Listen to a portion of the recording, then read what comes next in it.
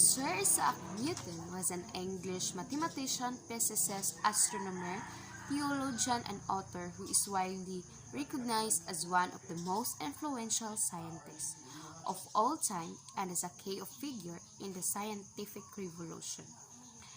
Born in January 4, 1643 in Woolsthorpe Manor House, United Kingdom. Died in March 31, 1727 in Kensington. Known for classical mechanics, Newton's law of universal gravitation. Discoveries: Newton's law of motions, Newton's law of universal gravitation.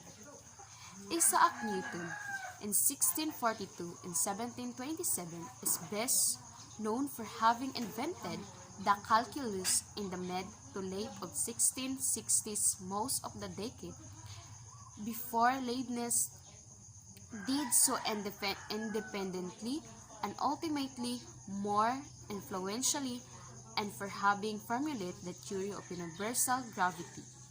The latter his Principia, the single most important work in. Besides his work on universal gravitation, Newton developed the three laws of motion, which form the basic principles of modern physics. His discovery of calculus led the way to more powerful methods of solving mathematical problems. Abraham de Moivre was a French mathematician known for the Moivre's formula, a formula that links complex number and trigonometry, and for his work on the normal distribution and probability theory.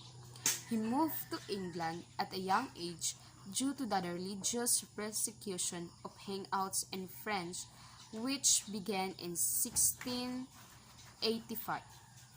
Born in May 26, 1667, in Brittany, Francois, France. Died in November 27, 1754 in London, United Kingdom. Influenced by Isaac Newton, known for de Moivre's formula, de Moivre-Laplace theorem. Education Academy of Sedan Academy of Saumur.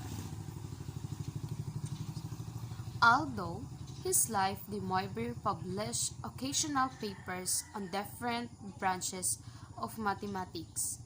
Most of them offered solutions to somewhat fleeting problems in the Newton calculus. Nonetheless, in this lesser work, there is one trigonometric equation, the discovery of which is sufficiently certain that it is still called de Moivre's theorem. All the mathematical problems treated by de Moivre before setting out his approximation to the binomial distribution are closely related to earlier work by Huygens and Monmouth.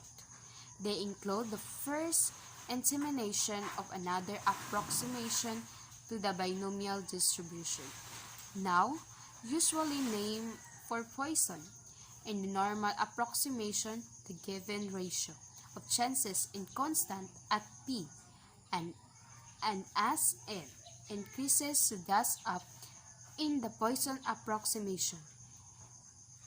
Np is a constant, so that as n grows, p tends to 0. It is useful in studying the probabilities of rather infrequent events. Although de Moivre worked out a particular case of the Poisson approximation, he does not appear to have guessed its subsequent uses in probability theory. Arthur Cayley was a prolific British mathematician who worked mostly on algebra. He helped found the modern British School of Pure Mathematics. As a child, Cayley enjoyed solving complex maths problems for amusement. Born in August 16, 1821, in Richmond, United Kingdom. Died in January 26, 1895, in Cambridge, United Kingdom. Spoused by Susan Mullane. Education in King's College School, Trinity College, University of Cambridge. Cayley made important contribution to the algebraic theory of curves and surfaces, group theory, linear algebra, graph theory, combinatorics, and elliptic function. He formalized the theory of matrix among Cayley's most important papers, were his series of 10 memoirs on quantic 1854 to 78.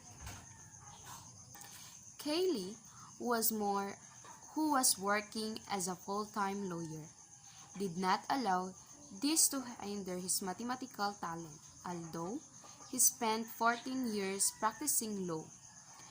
He also wrote more than 300 mathematical papers. He worked in collaboration with his contemporary James Joseph Sylvester, who helped him work out his time between the two fields. Together, they made the algebraic theory of variance. Cayley took up a career in academics by accepting the position of Sadlerian Professor of Pure Mathematics at Cambridge University in 1863.